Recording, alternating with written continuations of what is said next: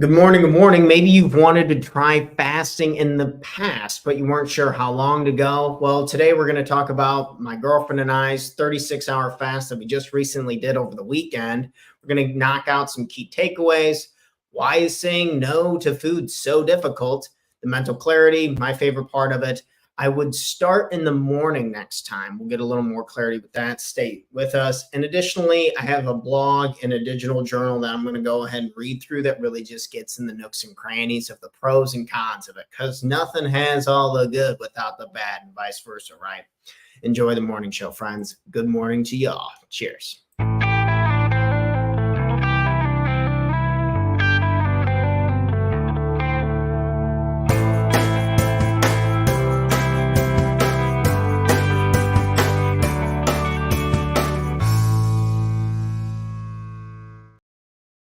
Good morning, and welcome back to the Talk Terror Morning Show, where we go over tips, tricks, ideas, and exercise to help make you the absolute best person you can be, not only for yourself, but for the people you love and care about most.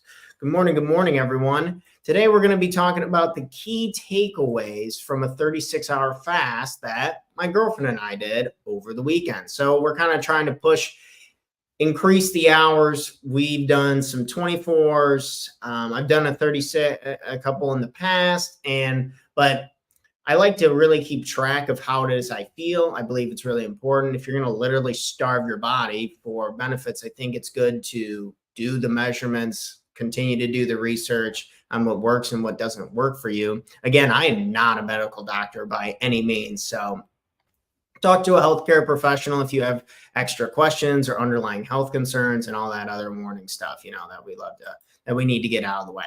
Okay. This is also personal experience from us, not for you. Everyone's different. So it's not a race, and there's never a bad fast. You just either restart it again in a couple times. And I also don't recommend doing it all the time. We'll get into why that's so important. So what are some key takeaways before we just read into my blog this morning? First, as I would say, saying no to food is really, really difficult.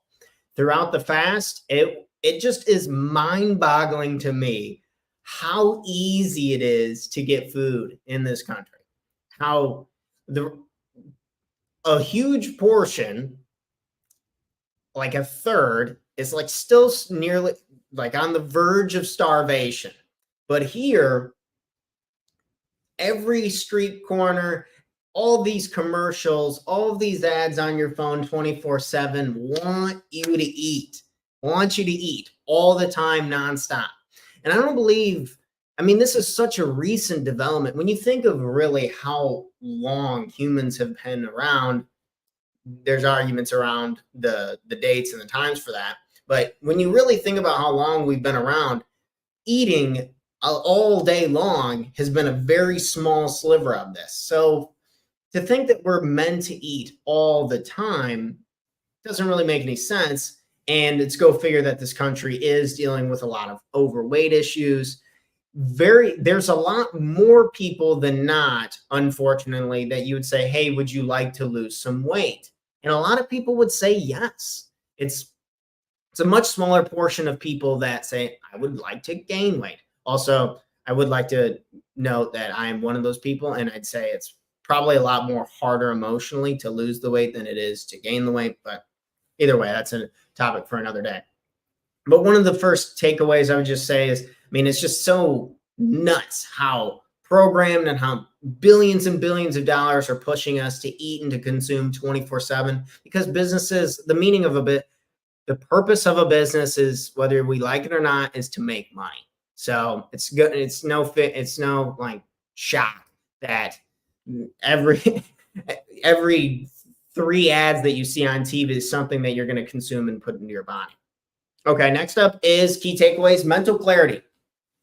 Mental clarity has been absolutely bonkers for me, especially even on the second half of the push. So like the first day that you don't eat, and then going into the second day, because you got like another 12 hours while you're awake, to not eat is really difficult. But when it came to reading and working on my craft, I felt so laser focused. I was really good at reading, writing, and speaking. those went really well. I had a lot of conversations. I was in really long meetings. I'd like this over 2-hour marketing meeting, actually with Jocelyn, who we got to see last Friday. So shout out to her and the Novus team. But yeah, just like working, crunching, typing, thinking, redeveloping, just changing stuff up, right? You know, doing critical thinking for long periods of time. That was a lot easier for me when I just wasn't eating. So, and it makes sense because when we eat, think of where all the blood goes in your body. A lot of it goes to your gut, and that whether it leaves your brain or whether it leaves your extremities. Again, I'm not a doctor. The pulmonologist, is that the right term? Either way, the blood's pulling out of the rest of my body into my gut, and that makes it total sense of why the mental clarity's and also just reducing things of inflammation, I think, is really helping things fire on all cylinders. But that's probably one of my favorite parts, is the mental clarity that we had. Next time, another key takeaway I would say is I would start in the morning next time. So we started at like 6 o'clock in the evening after dinner, and then didn't eat all the next day, and then ate again like around 7, 8 o'clock the following morning. So 2 nights of sleeping within that. And I would start in the morning next time. So say you would start at 7 o'clock, and say if you're thinking 36 hours is your target, or whatever your target is, so next time I do a 36-hour, this is what I'm going to do. So start at 7, say you start at 7 in the morning, have a breakfast or whatever, start at 7, and then don't eat till, then you go to the next day, it's at 7 a.m. again, and then you don't eat again all day until 7 p.m.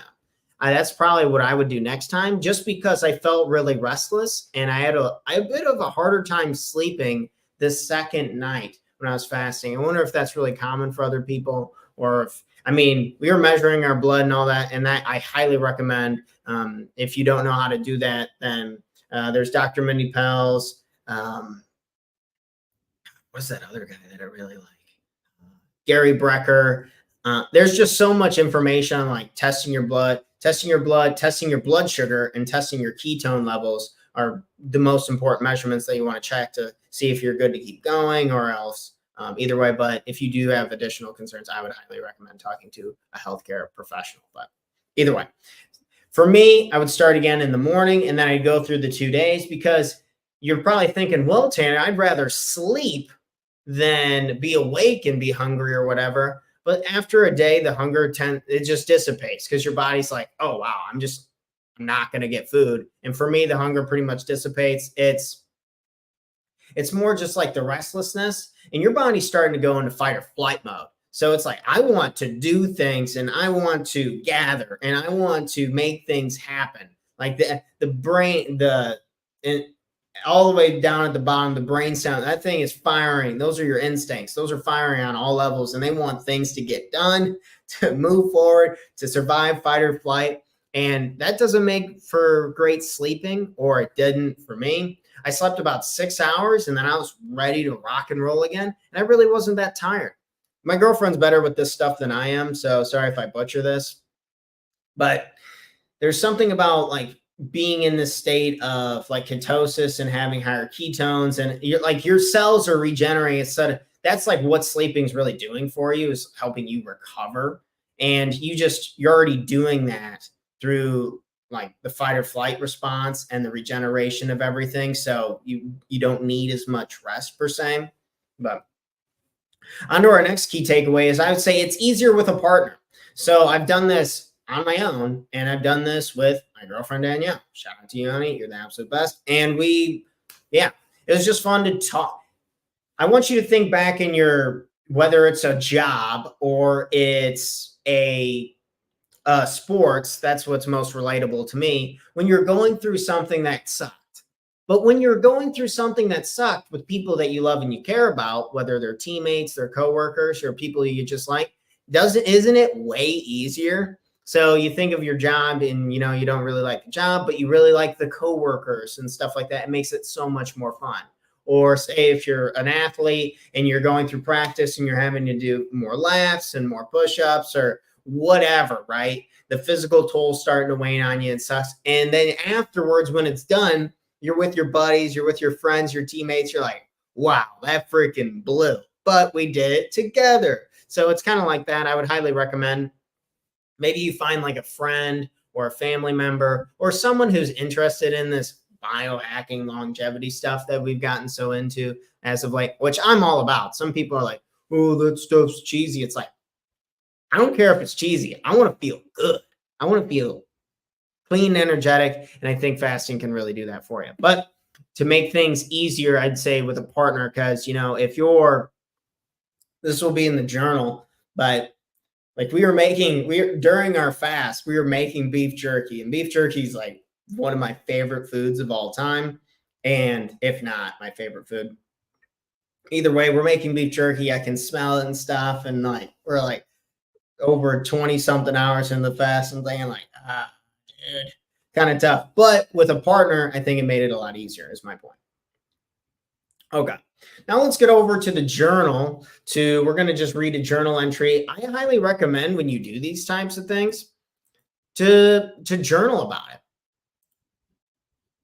Okay, I'm going to add this to the stage. I'm going to get a little bit of a better, so you guys can, hopefully you can see this on your screen, but this was just a journal intake that I had. And I highly encourage you, whenever you do one of these, talk about what you feel, talk about the things that what went well, what didn't, what can you do different next time. That's the ultimate coaching framework to really back pocket. What'd you do right? What'd you do wrong? What do you want to do different next time? Always a way for improvement. Hey, this is my 36-hour fast journal intake. So my mind feels very clear, like a cleaning of fog in San Francisco Bay going into the afternoon of the day. I don't know why I had the urge to feel poetic there, but trying to improve my writing skills. Either way, I believe the biggest struggle for me is in the evening time when I'm hovering around hour 26 and 27 of the fast and I'm watching television. So after the day is kind of gone on and we're resting, I do not feel like working anymore. We were watching one of the college football games or something like that. And so laying around, this is when I really started to realize the frequency of food commercials is nuts. Whether it's chicken wraps or pizza, it all looked oh so good. I like to drink a wide variety of zero-calorie drinks throughout the day to help the pain and boredom of my stomach. Favorite drinks. So this is a really great, I think, little hack that I highly recommend. Let me zoom in on these drinks. So we'll focus on this section for just a minute. You're going to be hungry a lot more in the first 12 to 18 hours than you are afterwards. So you kind of just got to get over, your stomach's like really trying to settle and like make room and push things around, and just get back to your ritual of eating, right? Because your body's used to getting something at a certain time, building habits, brain pathways, all that good stuff. And these drinks will not break your fast, or they don't break my fast. I think everyone needs to test them for themselves. But I think if it's got 0 calories in it, you're probably good. Either way, black coffee with cinnamon, not bad. I'd highly recommend getting like a little nicer grounds from, say, a coffee shop or someone local. Getting a little bit higher end coffee. I noticed some of those cheaper coffees I've had when I fasted, it made me feel a little more anxious than I'd like to be. So, but with a little nicer coffee, it doesn't make me feel so crazy, and also adding a little cinnamon with it. Next, we have water with hydrogen. I should have brought the water bottle in here by Echo Go. Please sponsor the show, Echo Go. I want one of your pitchers, but they're like $2,000, so I don't want to pay for it.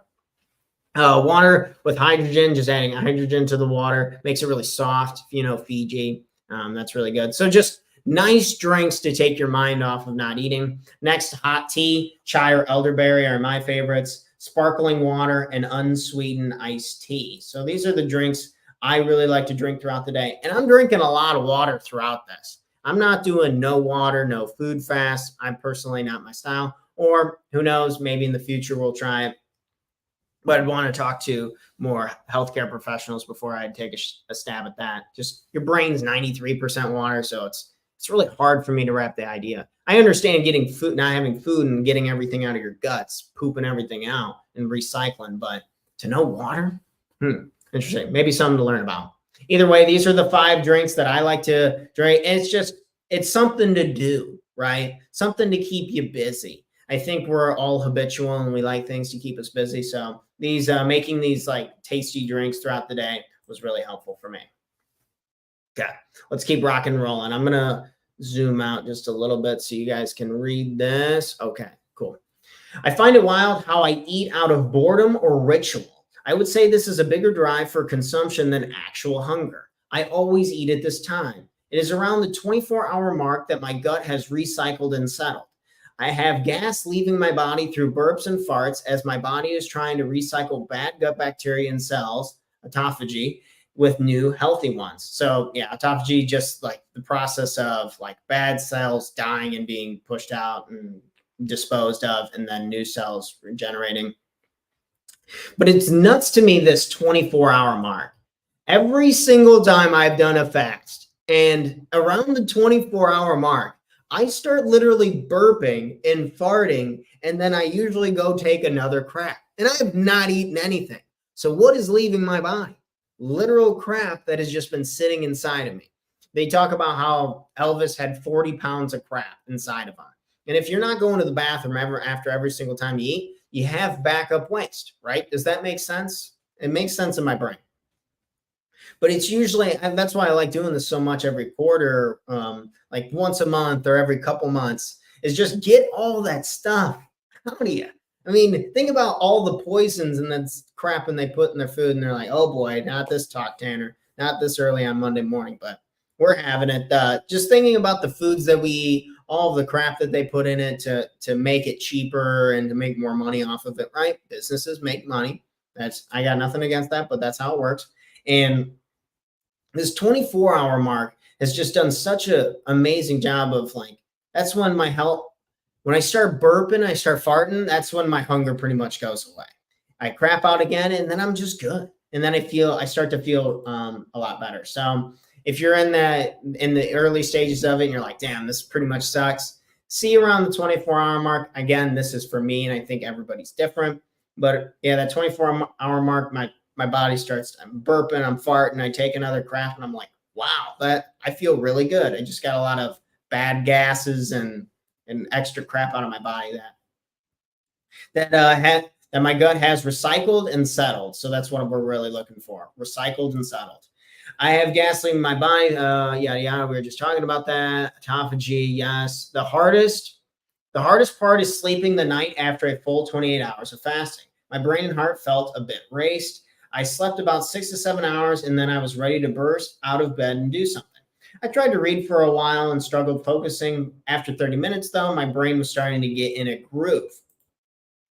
The days are easier than nights. The days are easier than nights. This sounds counterintuitive because you would think, like we were talking about earlier, you would think it'd just be easier to, like, if you're sleeping, you don't have to think about the food. I personally felt a little restless, and I wanted to get after it. So I'd rather be awake and like give myself, like, go work on work than kind of have to sleep through it personally. But play around with it, see what works for you.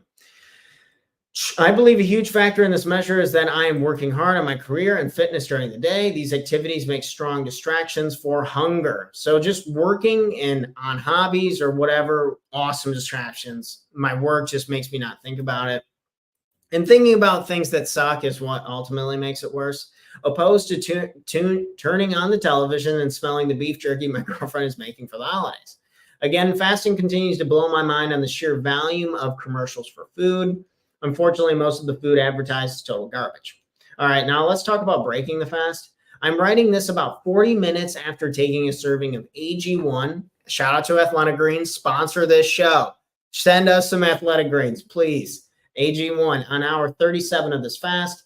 I like to break my fast with AG1 and then wait for an hour before I make a smoothie to help maximize absorption of vitamins and minerals in the newly regenerated stomach cells and good gut bacteria.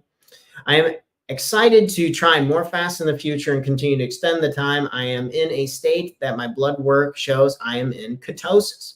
Again, doing blood work is important, I think, especially if you're going to start going over these like 24, 36-hour marks.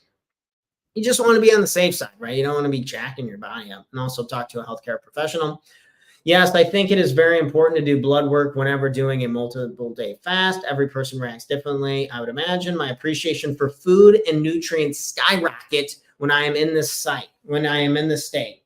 So dopamine regeneration, deep dopamine regeneration definitely is more around the 48-hour mark, according to Dr. Mindy Pels and a lot of her research and the doctors she works with. However, I will say I am feeling mad dopamine, son, when I go 36 hours and then you eat it. I think I was eating like a smoothie. I broke it. Even the AG1, which, it's not as tasty as a smoothie, but still pretty good. I'm tasting it and it tastes like, crack. It's nuts. And that's like one of my favorite parts is getting that initial taste of, it's crazy how much we just numb and like reduce our dopamine baseline. And then even people can be yachts in these mansion houses and they all get dull. Why? It's called hedonic adaptation. And it's like one of the greatest and worst things for human evolution. It's no matter what it is, too much anything, you'll get tired of it. And we have to deprive ourselves to really get that lust and that just amazement back. Or that's the only way I've been able to get it. I'm beyond blessed to live in a country where food is tied to culture and fun times with friends and family. However, understanding no good can exist without bad. The hard part is getting quality nutrients and not overdoing portions. Getting quality nutrients and not overdoing portions. That is so tough. I will aim to do another fast in the next month or so and continue to see how my brain and gut are feeling. Just keep checking in with yourself, right? One of the cons is fasting too much is the loss of mass. So bone density, if you're getting older, osteoporosis, all of these things. I've just noticed that if I do this too much, because I was in a little stint where I was doing it kind of a lot, 24-hour fast, right? Not these super long. And I was just getting a little smaller than I liked. I felt a little weaker than I liked, and I didn't think the benefits outweighed the cons. So I don't do it nearly as often now. I'm already a small person, and when I do too many fasts in a row, such as one meal a day, I feel myself getting smaller. To protect bone density and strength as I age, I am comfortable with eating 3 meals a day, preferably 2 solid and 1 liquid. So what do I mean by 2 solid and 1 liquid? I like to eat 2 solid meals. So we have farm fresh eggs right down the road. I go get them. Tons of vegetables, mixed nuts, that type of stuff. I eat that pretty much every day for breakfast. And then for lunch, I do like this fruit smoothie just to kind of show. Fruit sugar is so good for helping with energy. So that's the 1 liquid meal. And then me and shout out to Danielle, we'll do something delicious for dinner. We cook a lot of really nice dinners here. And whether like last night we had like ground turkey and sweet potatoes and a bunch of vegetables, and it was delicious. But 2 solid meals and 1 liquid. That's what I've been jiving off the best with. I'll be sure to write more about my fast in the future, but for now, these are my key takeaways. So these are just, I guess, some additional key takeaways that we already talked about, most of them. Insane mental benefits, feeling sharp and focused with my work. I eat because of emotion and ritual over actual need. So ask yourself next time you eat, are you eating because it's a ritual? Are you eating because you really need to? So these are good questions to ask for personal development. I will do this every couple of months or quarter to recycle my gut bacteria, to just get all that excess crap out and rejuvenate those, get some new cells in there. Massive reduction in inflammation throughout the body. My joints feel great. So my knee, I'm rehabbing my shoulder, the inflammation flushes out, dude. It's nuts. I'm sure it's a mixture of like drinking a lot of good water and also just like letting all of the crap get out of your body. When you think of how toxic crap is, and then how long it sits in your body, it's like, no wonder why that's probably not doing things that are good, especially if they call my gut the second brain. Makes sense. I struggle to sleep the second night of the fast. I'm going to try starting in the morning next time. Of course, the bonus that we of course can't leave out is, I think it's, again, I want to shout out my girlfriend for, it's easier with a partner, having someone to do this with. So maybe you want to try this. I'm going to go ahead and kick this off my screen for a second. Maybe you want to try this with somebody and just make it, or just talk to somebody about it so you have a layer of accountability. You can reach out to me. So how do you go about doing that? So that's pretty much the key takeaways that I had on here, partner. But if you need accountability and you know someone who needs a coach, let's go over how do we find a coach, Tanner? How do we find a coach who's going to help us stay accountable? You just go over to talktotanner.com. Go over to click on the website. It'll be the first one that pops up. So you can go over here and you can go to contact and you can schedule a call with me and we can jump on a call together. We can talk about your goals. We can see what's going on with you and we can see how we can be helpful. All righty. So if you need help or if you have questions about your fasting or if you need a partner, this and that, let me know. I'm doing it in another month or so. Maybe you want to do it with me. Maybe you think that'd be fun. Either way, but you can schedule a call with me and check out times and see if we can help out. We can be friends, yada, yada, or if you need a coach. All righty. Next is we want to make sure that you guys see a little bit. My marketing team's telling me to show a bit more of my course on these morning shows. So this is how you get into my class. So this is the coaching program. I work with people directly one-on-one through. So you have a login system. So you log in. And then this is the product that I'm currently working on. So this is our dashboard where we work together on the course.